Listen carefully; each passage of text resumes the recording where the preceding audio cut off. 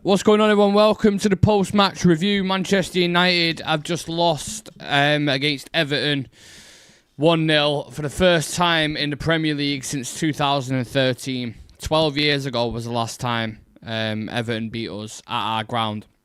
I mean, I don't even know where to start with this. I don't think I've been as angry at a game as I have been just watching that 90 minutes then. And I think there's so many things to break down and talk about. First and foremost, you've got to give Everton the flowers, because to go down 10 men at Old Trafford to score the goal that they did score and then to defend your box for pretty much 75 minutes or whatever it was is just, you got to take your hat off at times. And Pickford, world-class goalkeeper, they did absolutely nothing wrong apart from the madness in the Garner Gay situation. But apart from that, they was rock solid, and all flowers goes to them first and foremost, so just get that out of the way. As for Manchester United, Sam, fucking hell. I mean, the first thing I thought instantly, as soon as that whistle was blown after 90 minutes, was all the credit that they've just built up from the Anfield game, from the game against Brighton, and a few of the other ones where we've been, right, we're on a track here. All that's just gone, has it not? Yeah, this, we've said it a number of times. Don't trust this team. I don't trust this team because this performance is still in them.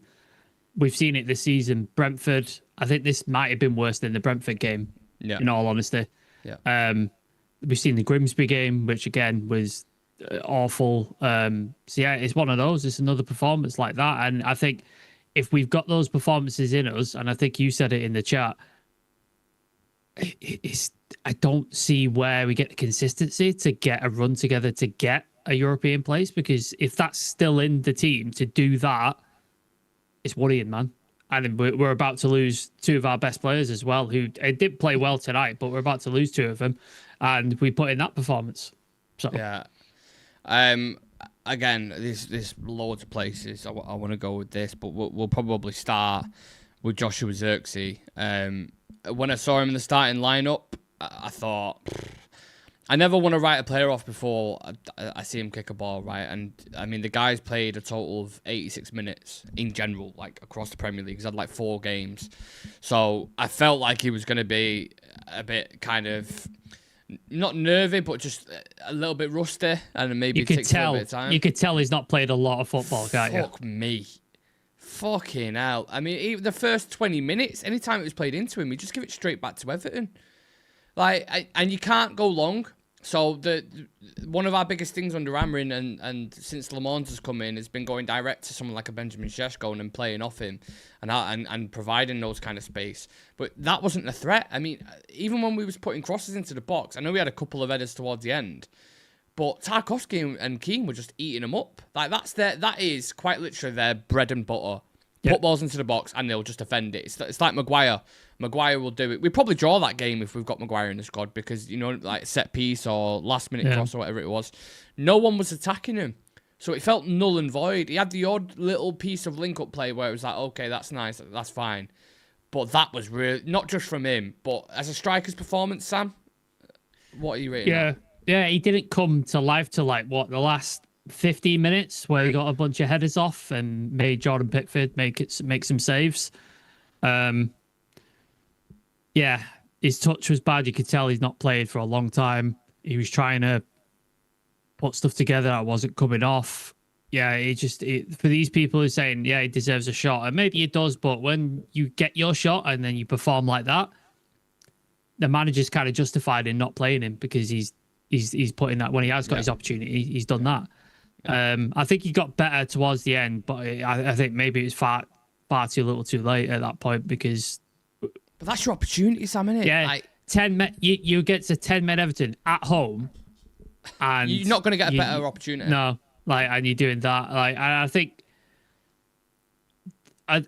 this is completely on the players, this performance. I don't want to see people blaming the manager, but I do think the manager's set up at the beginning with the 6 defensive players at home playing Everton, I think was overkill. Why are we playing that? Why have we moved Ahmad when the Ahmad and Bumo partnership was working? Why have we shifted that? You had Mason Mount there, who was a much better option. Yeah, why is he not starting? That was a weird choice. I know. And then... sorry, you're probably going to get into Dallo. Go on. No, but like you said, and then we're just like, right, Luke Shaw, terrible. Like, why is he still in the team? Why is he still getting chance after chance after chance after chance? He's just continually getting chances and he's still playing in this team. Like, it just baffles me. Why is Aiden Heaven not getting a look in? Why is he not getting a look? In the last 10 minutes as well, why not throw a kitchen sink at it, chuck Shea Lacey on? Yeah. Do something. An attacking Do something. player. Yeah, do something different. And just, yeah. But for the most part, it was on the players that, like, every single one of those players absolutely shit the bed. All of them. I think it's a bit, but I thought the in-game management from Amorim was absolutely terrible. Yeah. I don't get how you look at that scenario where I know Doggy wasn't having the best game and I was pulling the air out with him as well, but he's more attacking than Dalot. He's more left-footed than Dalot. Like, just instruct, push forward, put crosses in, take on your man. Like, bringing Dalot on, everything just goes centrally. And it was Why were we crossing? Why were we crossing as well? Like, who are we crossing to? 70 minutes of just going from side to side, and Lenny Yoro was having them. Lenny Yoro was shit as well. That was a bad performance from Yoro. Going from side to side, every time he had the ball, even his first touch, he was just like a trampoline going forward, losing it at times. He's not putting crosses into the box. He's going out to Ahmad and Mbumo. They'll just suffocate Ahmad and Mbumo, force us to play a cross into the box, and then reset and go again. Yeah. Like, I know teams say notoriously it's hard to play against 10 men, but you've got to find, especially, it's not like they've gone down to 10 men for the last 10 minutes. No. Fuck me, that like red card was like, what, half. 15 minutes in or something, 20 minutes in or whatever it was. Yeah. Like, you've got a full 70 minutes to get a goal there, and I never felt once, once, that we was going to score. Never. When Xerxes had that header and Pickford made that save, I was like, it's going to be one of those games, because that's the best chance we've had all game, and the keeper's pulled out a top class save. So we're just not going to get anything from this, and we don't deserve to. Like, that's why I put it on the thumbnail. We didn't deserve to win. Didn't deserve anything from this game, and I think, manager got the setup wrong. Like you said, I think he got a lot of the game management wrong. The players let the entire fans down and just didn't perform to standard, and we're back to square one where we're like, these players can't be trusted, and there's players in this team that need to go. Like, Dalot needs to go. Shaw needs to go. Like, they're still playing in this team, and they're still letting this team down. I think we've got a massive wing-back problem. We always go on about midfield, but the wing-backs, fucking hell. None of them two... Why are we playing full-backs? Why are we playing full-backs at home against a team where we're going to dominate possession? You could have played Ahmad there. I really don't get it. Doggy, the jury's still out for me. I mean, I thought with him having a good international break and scoring and getting a few assists, I thought he'd come back fresh and look good. He really struggled, man. He looked like he just started for Lecce, like that kind of period. It looks like there was no kind of evolution in his play at all. I just don't know. I just don't get it with this team. I really don't. Like, you build trust up with a few games and you start believing in something. And once you get to that moment where you think, right, now it's time to kick on, they never, ever do it. No. Never, ever do it. And people will use international break, Monday night, rhythms are, whatever it is. It doesn't matter. You had a proper opportunity to get into the top 4 today, to go level on points with Aston Villa. And people, I was talking about Champions League. Yeah. Do you not do that? The other day. You had an opportunity to do that. Go on. You had an opportunity to do that. And not only did you not get the result, because that's one thing, but the performance as well was just... That was the worst, wasn't it, in the Premier League that we've seen? If you got like, you had that performance where you somehow managed to scrape a win, you're like, all right, the performance was shit, but we found a way and we got the points and we got into the top 4. But you didn't. And that performance, like, you can't play like that and not get the result. Like, it's just not acceptable. We wouldn't have deserved it. I would have felt like a cheat. Well, I'm speaking to Alex tomorrow and we're doing a breakdown of the game. I would have felt like an absolute cheapskate speaking about a win. And that's the thing. You look at it, it's set up for, like, not having beaten us for 12 years. It's at Old Trafford, Monday Night Football. It is ready. The fans are there. They was up for it at the start of the game. That is the kind of game you want the fans to be behind you, and you just smoke them. 2-3-0, whatever it is. And they was terrible on the ball. Way too pedestrian. The pressing was off. Like, when Everton had a ball, it was just kind of lackluster, and they'd be walking at times. When they had the ball, it was just statues everywhere. I only felt like as soon as Mason Mount came on, people started moving. Yeah, like, he's one who will drag players out of position. It's like there's no kind of tactical intelligence in the forward line. It baffles me. Do you know Utter madness.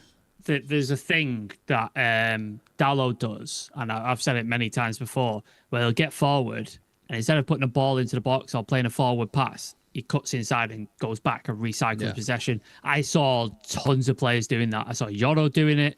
I saw Ahmad doing it. I saw Dorgu doing it. Every time there was a ball on or play a ball in behind or an opportunity to break the lines or something, we just didn't do it. We just did not take the opportunity because everybody was scared and just play the safe ball. Just play the safe ball. And it's just, like you said, it just amounted to, it was like, I put it in our chat with Carl, it's like watching a sloth apply for high-speed broadband. Like, it was fucking just glacial slow.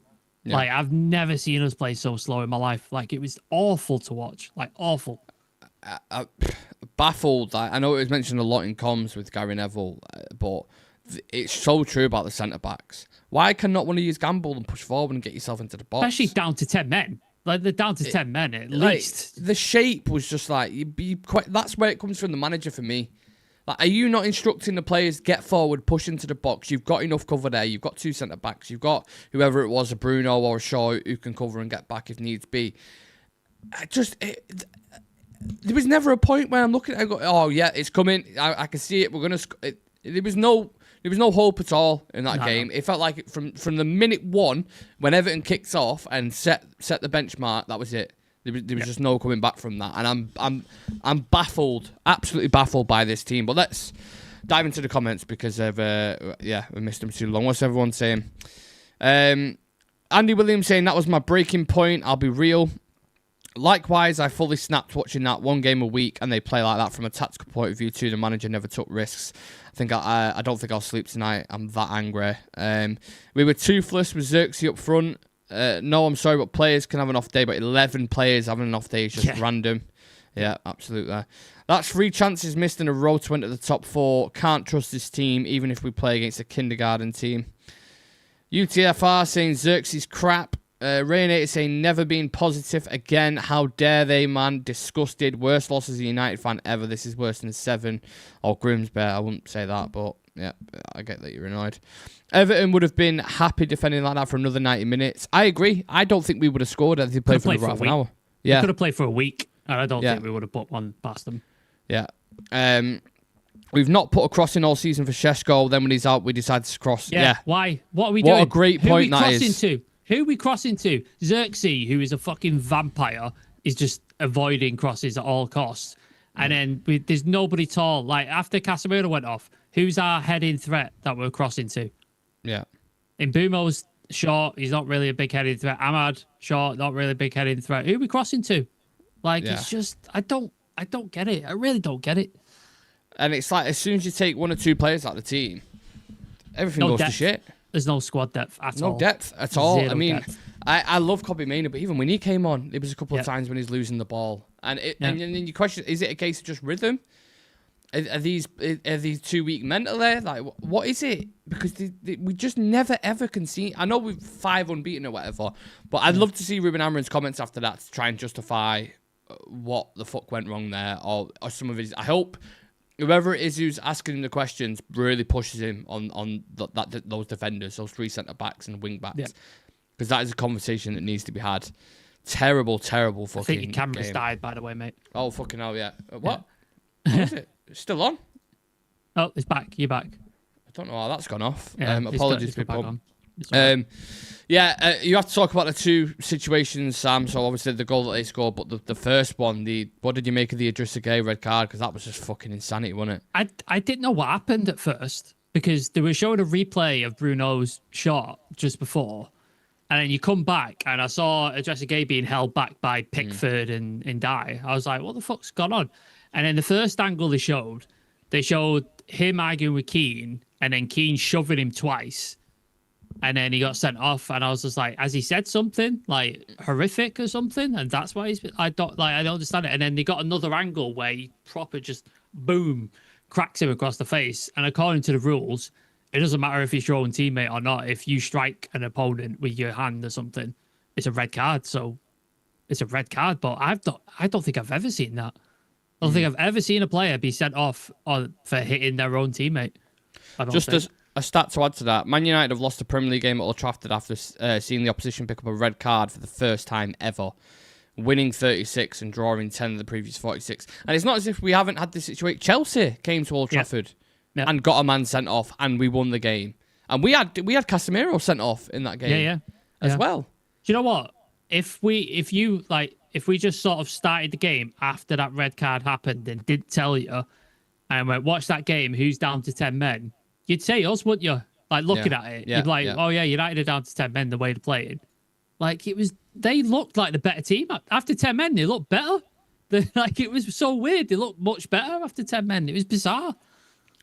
Yeah, I'm completely lost with this team. Why is my camera going off as well, man? Fucking hell. I mean, battery is in my camera. Look, what? Right, 1 second. Let me just switch to the fucking Logitech one. This is stressful. Oh, my Logitech one isn't even plugged in. Right, Oh, you got it. Oh, no, he's back. He's gone. He's back. He's gone. He's gone. He's back. Fucking. Just read some comments, please. If you can. I think the two in midfield is a huge problem when most teams play three. I mean, we've been on that. Big up, lads. Piss pool and shit for United tonight. Yeah. Adam Partridge. That's quite a funny name.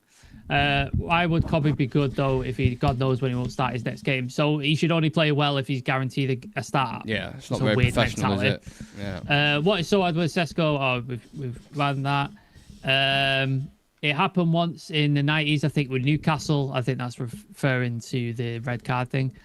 Went to that game tonight, got to say it was absolute garbage. Doggo, awful, no effort. We play like a lot of block, but we can't play against a low block. Why was 3 centre-halves? Ruben has to be held accountable. I thought Moyes stuck on and 2 extra players. I mean, he could have taken away another player. I still don't think we'd be any better. 1 year on for Ruben Aaron. Where's the progress? We're missing 2 players only, man. Very alarming.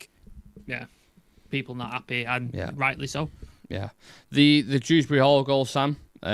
Decent finish, wasn't it? Did you have any questions around the Le Mans? And again, Neville was mentioning that in commentary. I mean, maybe, but like he was able to dance through 3 players like they weren't there. Yeah. Like there was no pressure on him. There was no sort of like trying to close him down.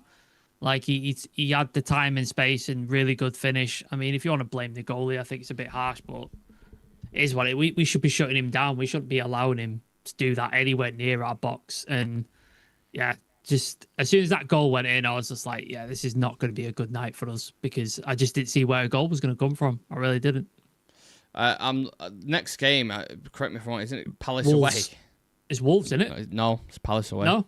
Oh, yeah, that's not happening. Crystal Palace away, and people, that is just how quick football can change. That is the worst possible game we could have. 10th. We are 10th at the minute in the Premier League on 18 points. Everton have now level 1 points with us. Liverpool, and we know how bad they're doing, level 1 points with us. Tottenham, still level 1 points with us as well. And we could have been 4th, or we could have been 5th, sorry, chatting about European. And then you beat Palace as well if you go into that, and you go above them because they're in 5th. So football just changes. There's going to be massive pressure going into that game now, because people are going to be talking about is a tough game. Really good team, really well coached. And it was almost like when we played them under Ten Hag, that was like the signal for the end, wasn't it? When we played them. Like we got absolutely thrashed by them, and then he changed it up tactically, and he kept himself in the job, and obviously won the FA Cup.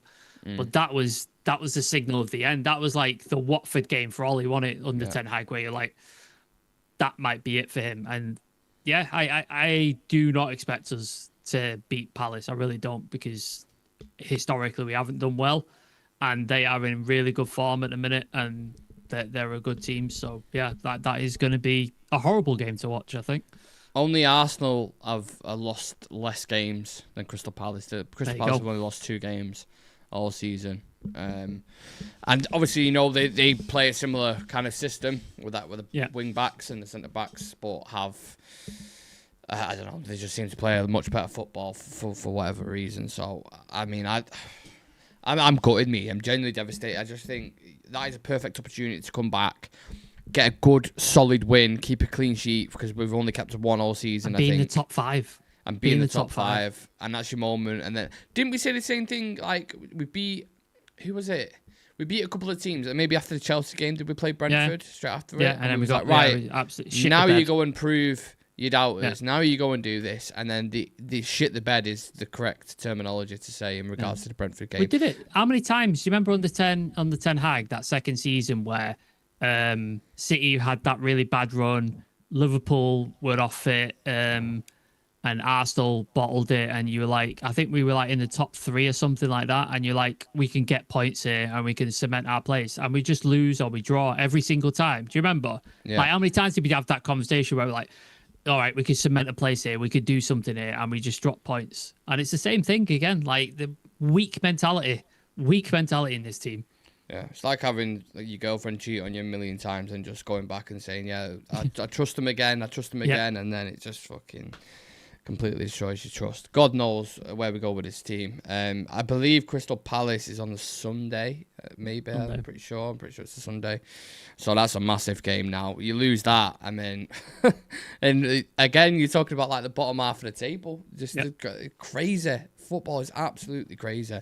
We'll finish off with some comments because I don't want to spend too long. I'm genuinely just angry about that performance. So, 1 year on from Ruben Amorim, where is? Oh, sorry, you already read that out. Yeah. The stinging point tonight was in-game management. What manager in their mind can willingly watch their team get outplayed, concede, and then outplayed for 30 minutes while leaving 6 defenders on the pitch?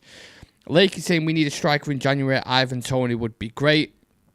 I think wing backs and a midfielder is way more important right now. Yeah. Like, because that playing full backs in that position, and then like again took Casemiro off and McCobbie comes on, does not play well at all. What logic could you see for Dalot coming on? What genuinely, like, honest question? We're not talking about him being cousins with Ruben Amorim. No, if we're just getting that out of the way, what tactical logic can you think of for why Amorim brought on Dalot? This is me stretching it because I don't know if I fully believe this, but he's better going forward than Dorgu. Do you know what I mean? I don't think any of them are good at going forward. No, I agree. But like, maybe he offers something more positive than Dorgu was at the time going forward.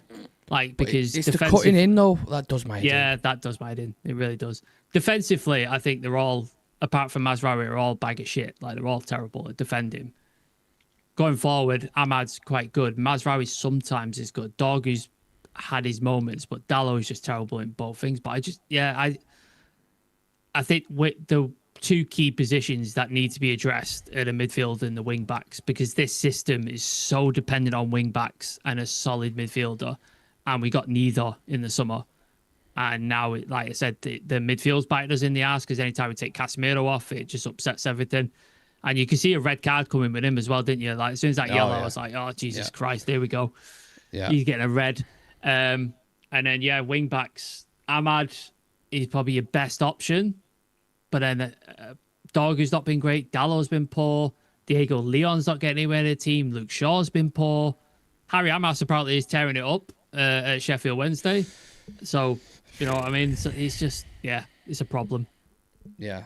And you know what? For the way we perform there, sometimes you would think, I remember under Ole, when I think we played LASK or LASK, whatever they're called. Do you remember when Igalo scored that banger? Yes. I think we played them on the Thursday, and then we played Everton on the Saturday morning. So it was like 12:30 kickoff. Oh, yeah, he was complaining, wasn't he? And he was complaining. And you look at it, you think, okay, if you're a bit leggy in a game like that, you can kind of think, okay, like, it's a little bit understandable. But we're playing 1 game a week. I mean, you've not had a game for 2 weeks. It's an international break, and not many United players went to play for the international. That is crazy. Like, 1 game a week, and you're putting in those levels of physicality and intensity. It is scary. Amorim must be looking at it thinking, wow, like, I genuinely... He said that after the Tottenham game. De Ligt was interviewed. He said, oh, yeah, we were tired. I was like, tired from what? Yeah. You play 1 game a week. What are you talking about? You're tired. Like, it's not like you play for the Dutch national team, like Matthias. Like, what you say? You're tired. Like, baffling statement. Yeah. De Ligt saying to the media it felt like a step back, like we couldn't notice. What excuse is Ruben going to use tonight? I'd rather have Shaw at wing back and Martinez at left centre back. I don't want Shaw anywhere near the Shaw hasn't got the athleticism, I don't think, to bomb up and down. I'm done with Shaw. Anymore. Like, he's gone. Like, he needs to go. Nico Fan saying this is a complete joke. Sack Amorim, as we can't realistically sell the majority of the players. And what? Go back to a back 4 with Dalot and fuck it. No, fuck that. No. He won that game 3-1 at Goodison. It's only Monday and my week is absolutely destroyed.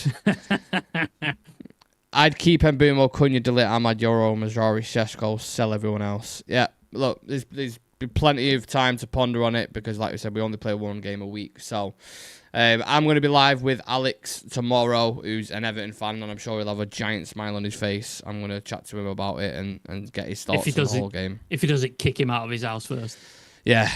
And then, Sam, have you got something dropping soon? So, interview dropping tomorrow. I did an interview with Ian Irving of Talking of Devils and obviously a Premier League broadcaster. So, that'll be dropping at 3 o'clock tomorrow. We did record it today before the Everton game. So, if you're wondering why we didn't mention that loss, that's why, because we recorded it beforehand and we were quite happy at that point. Yeah, so, probably best to do it before the Everton game. Yeah. So please do check that out. That's 3 p.m. and then check Nick out. It's 6 o'clock, 7 o'clock, some point in the evening. Find it at some Alex. point when I find the minerals to have a conversation with Everton fan. And keep your eye out on the socials. There'll be all the quotes from Ruben Amorim and the players and all that sort of good stuff. So please do subscribe to the channel. So follow all the socials if you don't already. And I appreciate everybody in the chat joining in, even though that result was fucking shocking. Man United are absolutely dog shit, and it's back to square one. Fantastic.